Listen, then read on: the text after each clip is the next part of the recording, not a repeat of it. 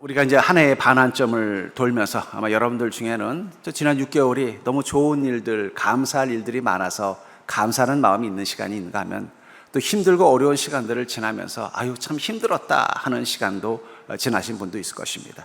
그리고 이 반환점이 됐다는 건 또 역으로 생각해 보면은 우리가 지금까지 포기하지 않고 잘 달려왔다는 증거가 될 수도 있을 것입니다. 그리고 이 반환점에서 우리는 다시 한번 내가 가야 될 나머지 그 절반의 시간들, 한 해의 절반을 어떻게 달려야 되는가, 이것을 함께 묵상하기를 원합니다. 우리가 어떤 일을 할 때 우리 인생에서 제일 중요한 부분이 뭘까 보면 그것은 사람들의 응원과 격려인 것 같습니다. 전 지금도 이 88 올림픽 때 탁구 시합의 기억이 나는 이유가 있어요. 그 당시 중국은 세계 최강이었습니다. 그래서 중국을 이길 수 있는 팀이 없었어요. 한국 선수들도 중국을 한 번도 이겨본 적이 없어요. 근데 그 88 올림픽이 어디서 있었느냐? 바로 대한민국에서 있었습니다. 대한민국에서 우리 한국 선수들이 이 탁구 시합을 하는데 한국 선수들을 향해 우리나라 사람들이 얼마나 응원을 했겠어요. 그러니까 막 중국 선수들이 너무 일방적으로 응원하니까 좀 스트레스를 받는 것 같더라고요. 그래도 우리는 한국 사람들이니까 한국 선수를 뜨겁게 했습니다. 그리고 그때 금메달을 땄어요. 한 번도 중국 선수들을 이길 수 없었던 한국 선수들이 한국 사람들의 그 응원을 힘입어서 그때 처음으로 금메달이라는 걸 땄습니다. 그러니까 얼마나 저 탁구를 좋아하니 막 감동이 되는데 그때 깨달은 게 있어요. 결국 우리가 넘을 수 없는 문제를 넘는데 또 우리가 감당할 수 없는 인생의 문제를 감당하는데 가장 큰 힘이 되는 그것은 어쩌면 사람들의 응원 혹은 하나님의 그 응원이 아닌가 싶습니다. 특별히 우리에게 계신 하나님께서 우리에게 응원이 되어주시고 능력이 되어주신다는 것, 그것은 얼마나 크고 감사한 일인지 모르겠습니다. 전 그러면서 이 시선이라는 것은 정말 우리에게 중요한 것이라고 생각합니다. 우리 그림을 한번 볼까요? 이것은 미국의 화가인 제시 윌콕스 스미스라는 사람이 그리는 그림인데 그것은 바로 사랑스러운 아기를 바라보는 엄마라는 그림입니다. 이 그림을 보면 뭘 느껴져요?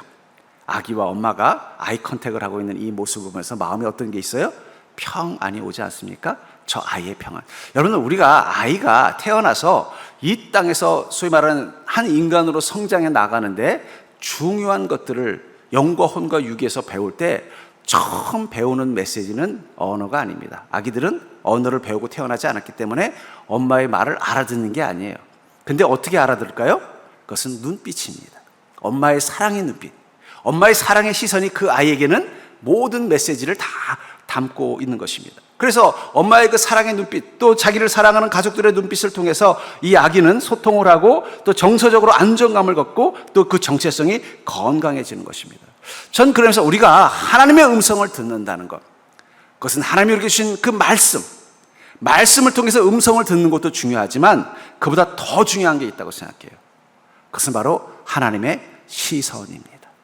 여러분들을 바라보고 계신 하나님의 시선, 이 아기를 바라보는 엄마의 시선, 그 엄마를 바라보는 아기의 시선에서는 그 무엇으로도 형용할 수 없는 무한한 사랑과 그 행복한 마음들이 교감되어지는 것처럼 우리는 주님의 음성을 그냥 듣는 것이 아니라 그 음성 속에 담겨있는 하나님의 시선을 듣는 것입니다. 그리고 그 하나님의 시선이 어떤 것을 내포하고 있어요? 오늘 본문에 있는 이 말씀처럼 민수기 6장 22절 24절에 여호와는 내게 복을 주시고 너를 지키시기를 원하며 여호와는 그의 얼굴을 내게 비추사 은혜 베푸시기를 원하며 여호와는 그의 얼굴을 내게로 향하여 드사 평강 주시기를 원하노라. 우리는 그 말씀을 들을 때 그 내용만 듣는 것이 아니라 그 말씀을 하시는 주님의 시선을 경험하는 것입니다. 그 원하노라는 말씀을 통해서 주님은 어떤 마음을 가지고 나를 바라보신다는 거예요? 나는 너의 인생에 평안이 있고 안전이 있고 은혜가 넘치는 인생이 되기를 원한다는 거예요. 마치 아빠가 어린 아기를 보면서 그 사랑스러운 눈으로 바라보면서 뭐라고 말해요? 너는 꽃길만 걸어라. 그게 부모의 마음 아니겠어요? 너는 꽃길만 걸어라. 그리고 그 말은 시선 속에 어떻게 돼요? 그 사랑과 축복으로 있고 그것은 또한 역으로 부모의 다짐이 되는 거예요. 내가 무슨 일이 있어도 내가 사랑하는 이 아이는 평생 꽃길만 걸을 수 있도록 내가 지키고 보호하고 힘이 되어줘야겠다는 아버지와 엄마의 다짐이 있는 것입니다. 여러분들은 그 부모의 시선을 따라 여기까지 자라온 인생이라는 사실을 기억하시기 바랍니다. 지금은 우리가 어머니의 시선을 잃어버린 만큼 나이를 많이 먹었어도 여러분들이 기억하지 못하는 그 어린 시절, 여러분들을 사랑했던 부모님은 이 똑같은 시선으로 너는 평생 꽃길만 걸었으면 좋겠다, 그 사랑의 시선으로 여러분들을 바라보신 것입니다. 그리고 그 눈빛을 통해서 여러분들은 그 부모의 마음을 알았기 때문에 그 부모의 마음에 합당한 인생을 살아왔던 것입니다. 그러니까 여러분들이 여기까지 그냥 온 게 아니에요. 그 시선이 있었다는 거예요. 특별히 여러분들의 인생의 한가운데서 만난 여러분들의 아버지 되신 하나님, 주님도 여러분들을 향하여, 아니 어쩌면 여러분들의 육신의 부모보다 더 뜨겁고 따뜻하고 사랑스러운 시선으로 여러분들을 바라보면서 이렇게 말씀하신 거예요. 여호와는 내게 복 주시기를, 또 너를 지키기를 원하며, 또 내게 비추사 은혜 베푸시기를 원하며, 그 얼굴을 내게로 향하여사 평강 주시기를 원하노라. 저는 여러분들이 오늘 이 말씀을 통해서 엄마가 아기를 보듯 우리를 바라보시는 그 하나님의 시선 속에서 읽을 수 있는 그 하나님의 다짐을 발견할 수 있기를 주의 이름으로 축복합니다. 그런 의미에서 그리스도인의 매일매일은 바로 그 하나님의 시선으로 하루를 시작하고 하나님의 시선으로 하루를 마무리하는 인생이라고 저는 믿습니다. 그렇다면 여러분들의 삶 속에서 경험하는 그 주님의 시선 속에 담겨져 있는 이 세 가지 축복, 그것이 무엇인지를 여러분들이 깨닫고 또 주님께서 그 말씀을 하신 이유를 알고 사는 인생이 되기를 주의 이름으로 간절히 축원합니다. 첫 번째로 우리는 하나님 시선 속에서 읽을 수 있는 하나님의 다짐은 나는 너를 반드시 지켜내겠다는 것입니다. 여러분, 하나님은 여러분들을 향해서 그 사랑의 시선을 고정하시고 뭐라고 말씀하신다고요? 나는 너를 반드시 지켜내겠다는 것입니다. 24절에 보니까 여호와는 내게 복을 주시고 너를 지키시기를 원하며, 어떻게 하신다고요? 하나님 우리에게 복을 주시고 우리를 지키시기를 원하신다는 거예요. 여기 지키다라는 말이 히브리어로 샤마르라는 단어를 쓰는데 이 말은 보호하다, 섬기다 이런 뜻이 있어요. 그러니까 우리에게 복을 주시는 이유가 뭐라는 거예요? 그 복을 받아서 우리 삶이 안전하고 편안하고 풍요로운 가운데 하나님이 기대한 인생을 살 수 있도록 지켜주신다는 것입니다. 우리를 인생 가운데 절망과 파탄 가운데 빠지게 하려는 세상의 거대한 힘과 마귀의 계계로부터 우리를 지켜주시기 위해서 우리에게 무엇을 주신다고요? 복을 주신다는 거예요. 여러분들 이 명당에 관한 이야기들 많이 알죠? 우리나라는 이 자리 되게 중요합니다. 그래서 여러분 왕릉이 있는 곳의 공통점이 뭔지 아세요? 뭐 어떤 왕릉은, 저는 지난번에 우리 교회 우리 작년부 수양에서 이 작년에 이 세종대왕릉을 처음 가봤습니다. 우리가 생각하기엔 세종대왕릉은 어디 서울 언저리 어디 경복궁 근처 어디 있을 줄 알았더니 저 여주에 있더라고요. 그래서 제가 속으로 그랬어요. 아니 세종대왕릉을 이 여주까지 왜 했을까? 이유가 있어요. 그 자리가 어떤 자리이기 때문이에요? 명당이기 때문이에요. 명당. 예. 명당이기 때문에 그 자리로 거기를 궁으로 쓴 겁니다. 전 그러면서 어쩌면 그리스도인의 명당은 뭘까요? 그러니까 명당이라는 게 뭐예요? 거기에 있으면 복을 받는다, 거기에 묻히면 그 자손이 복을 받는다는 게 명당이라면 그리스도인의 명당은 뭘까요? 그것은 바로 하나님의 시선이 있는 자리입니다. 우리 김욱 집사님이 이번에 이사를 하시면서 그 집 이름을 베데스다라고 했을 때는 그것은 그 베데스다에서 주님이 역사하신 그 은혜, 그 시선이 그곳에 머물러서 그것이 복이 되는 곳이 되기를 원하는 마음이 담겼을 것 같아요. 그러니까 여러분, 우리 그리스도인의 명당은 어디라고요? 하나님의 시선에 머무는 곳이라는 거예요. 옆 사람 보기 살까요?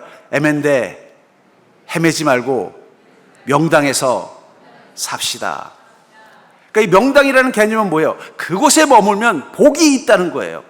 그래서 이 우리나라 이주시대 왕이 뭐 서울 근처에 땅이 없어서 그랬겠어요? 그 저 여주, 지금의 여주가 지금 고속도로 좋지만 옛날에는 촌구석 아니었겠어요? 거기다가 이 왕릉을 만든 것은 거기가 복이 있는 자리라고 믿었기 때문이라는 거예요. 근데 우리 그리스도인에게 명당은 어디예요? 하나님의 시선이 머무는 것이에요.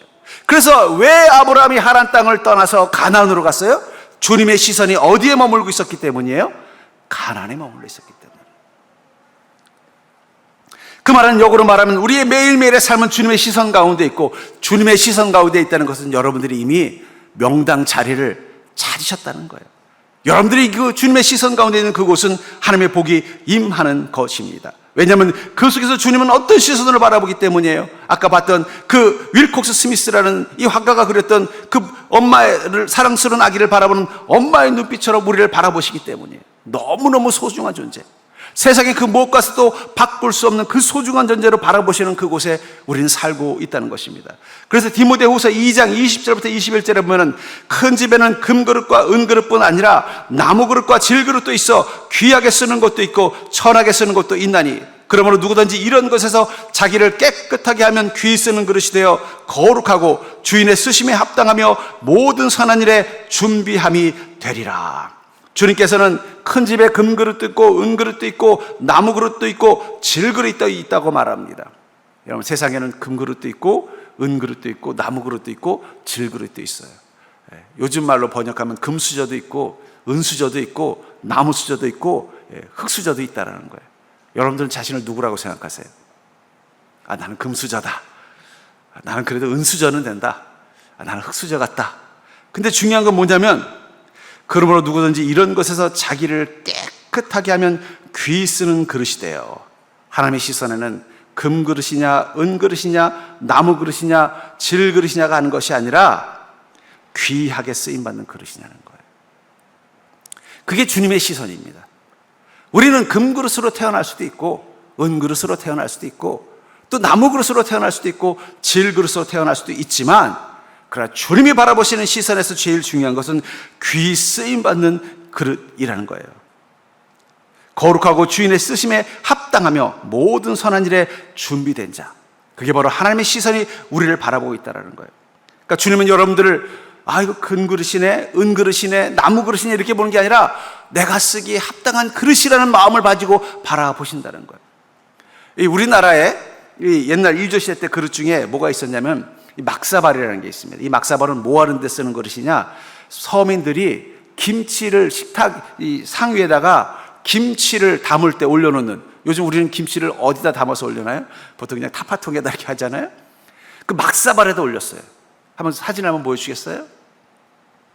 그런데 이 막사발이 일본의 국보입니다. 저건 일본에서 만든 게 아니라 한국에서 가져간 거예요. 근데 저게 양반집에서 쓰던 게 아닙니다. 서민들이 밥 내올 때, 엄마들이 이 상 차려올 때 어떻게 해야 돼요? 김치 담아오던 타파통이라는 거예요. 근데 이 일본 사람들이 이 그릇을 보고 열광을 한 거예요. 이건 최고다. 한국 사람들 이해가 안 돼서, 아니 그 김치 저 시장에 가면 흔하게 파는 그 김치 담아서 올리는 이 김치 그릇인데 저걸 왜 저 사람들은 저렇게 열광을 하지?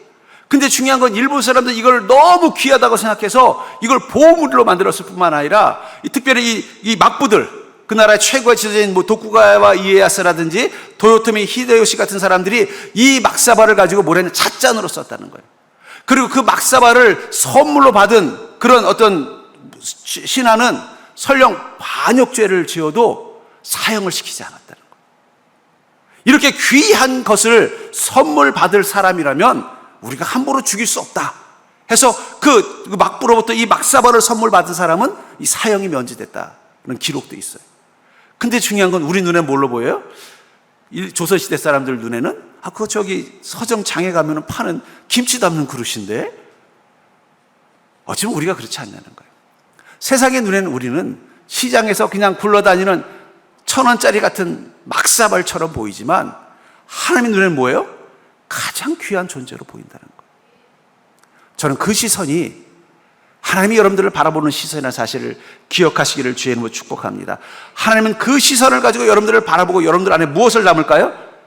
한번 생각해 보십시오. 이 일본의 이 막부와 같은 이 최고위층 사람들이 그 조선의 도공이 만들어 온 이 막사발을 보고 이건 최고로 귀한 가치 있는 조작이라고 생각하면 그걸 어디다 쓸까요?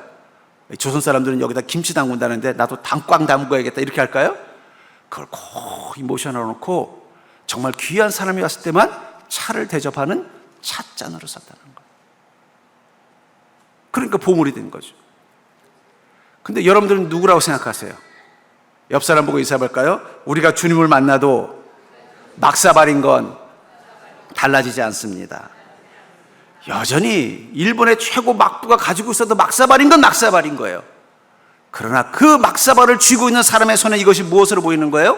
어떤 사람이 그 시장에서 사온 거잖아 하는 싸구려 그릇으로 보이는 사람이 있는가 하면 누군가에게는 이건 보물이라고 생각하는 그릇이 있다는 거예요. 하나님이 여러분들을 어떻게 생각한다는 거예요? 여러분들의 모습 자체로 보면 막사발이지만 주님의 눈에는 여러분들이 보물로 보이는 것입니다.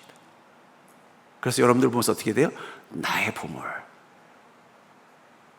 그 시선이 느껴진다면 여러분들은 왜 자기 자신을 막사발처럼 대하려고 하세요? 예.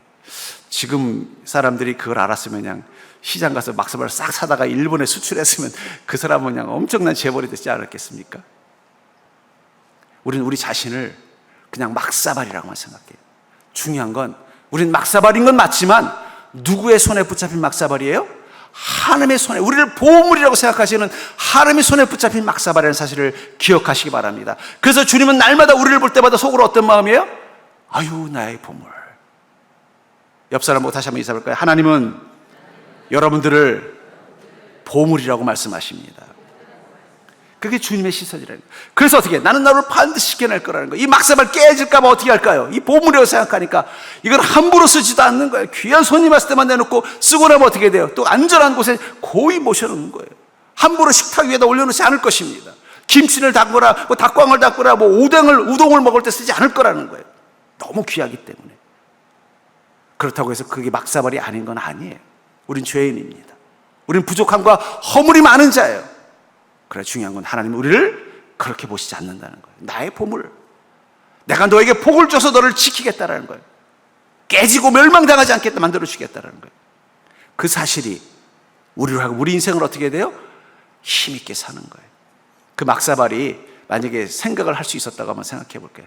그러다 우연히 그 막사발이 같은 도곡 밑에서 만들어진 다른 막사발들을 만났어요. 형제 반가워. 어떻게 잘 지내? 아이, 뭐 잘 지내기는. 넌 누구한테 갔어? 그랬더니, 아이고, 저기 옆집에 사는 개똥이네 집으로 갔는데 나중에 나를 개밥 주는 데 쓰더라고. 너는? 난 저기 일본으로 이민 갔어. 그래? 일본에서 뭐 하고 있어? 거기 있잖아. 그 유명한 저기 막부라는 사람, 도요토미 히데요시. 그 사람이 나를 너무 이뻐해줘. 나는 오직 애지중지하고 그냥 아무도 못 만지게 해. 나만 보면 막 흐뭇해. 맨날 달빛에 혼자 쳐다보면서 막 미소 짓고 있어.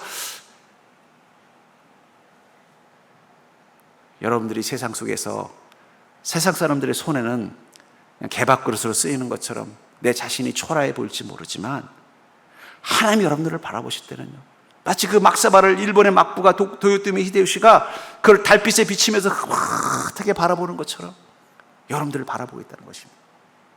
저는 그 주님의 시선이 여러분들의 마음의 자존감이 되고 여러분들의 인생에 대한 기쁨이 되기를 주의 이름으로 축복합니다.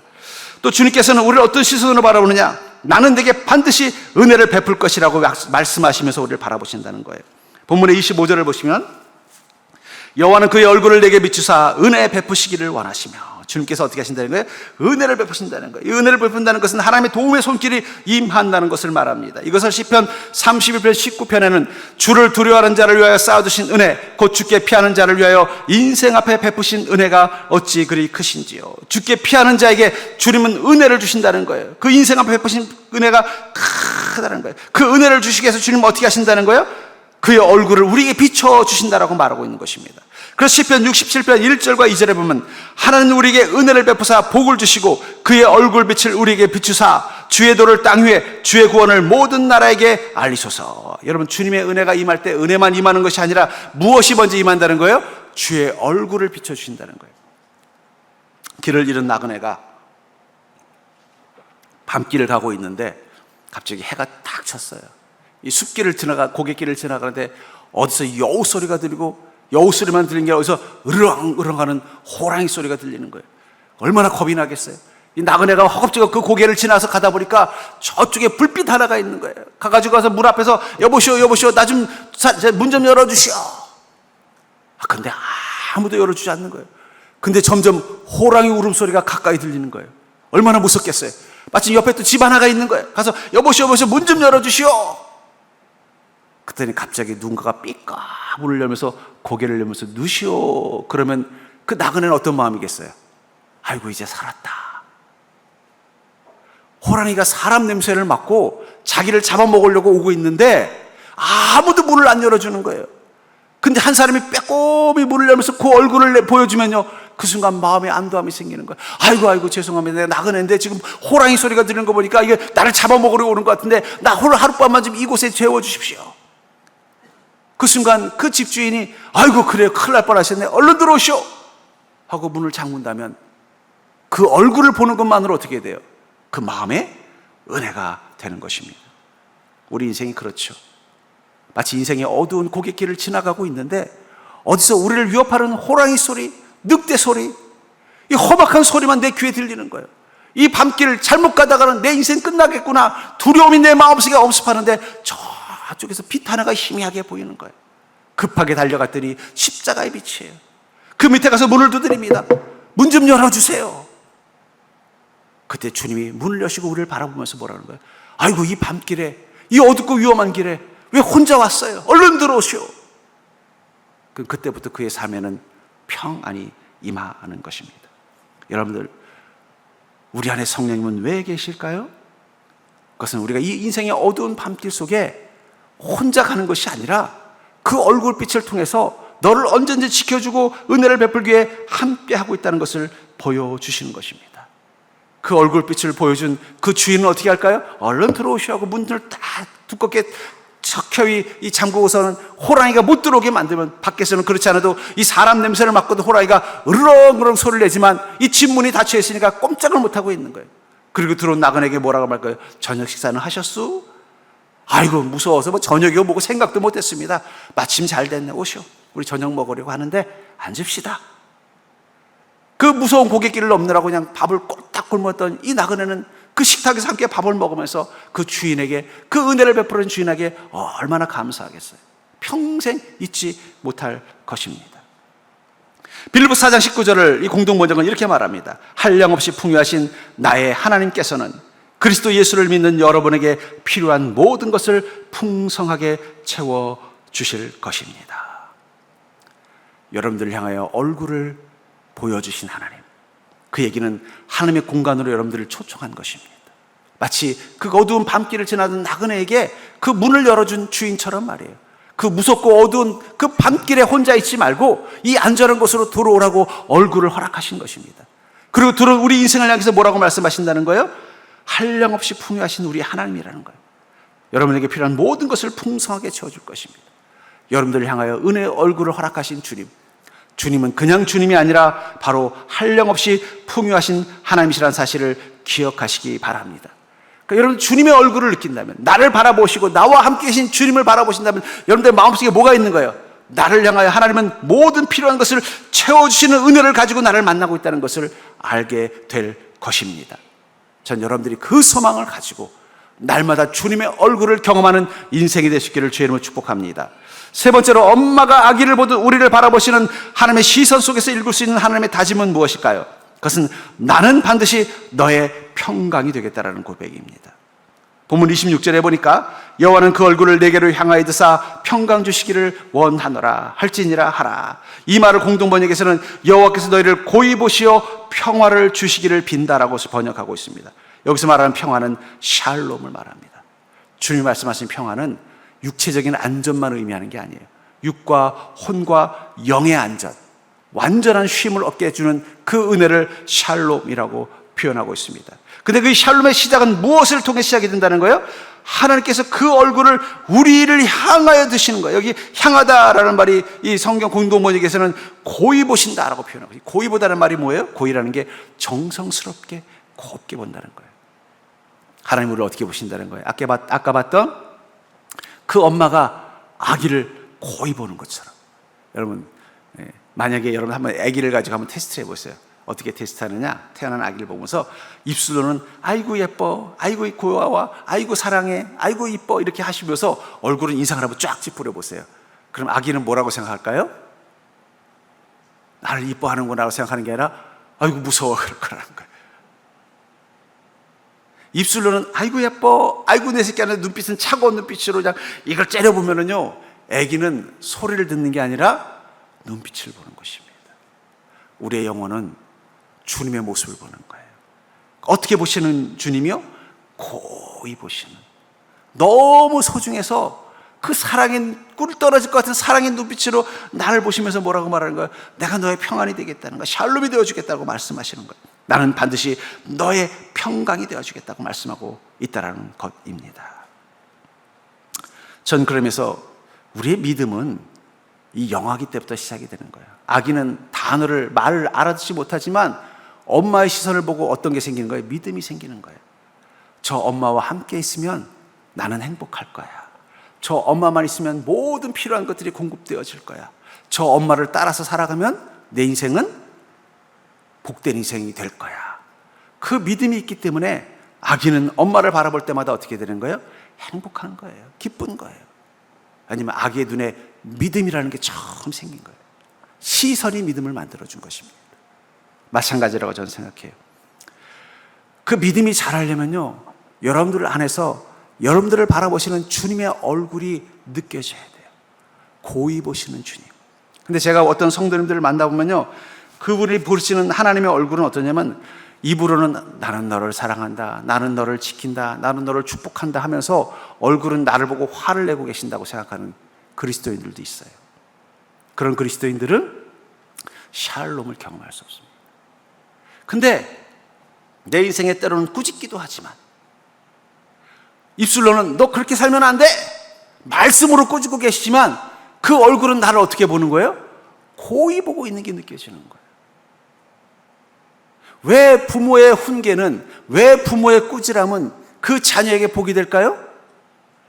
입술로는 혼을 내고 있고 손으로는 그의 잘못에 대해서 말하고 있지만 그 얼굴은 여전히 어떻기 때문이에요? 고이 보고 있기 때문이라는 거예요. 난 네가 너무 소중해. 난 널 너무 사랑해. 난 너를 위해서 내 생명도 아깝지 않아.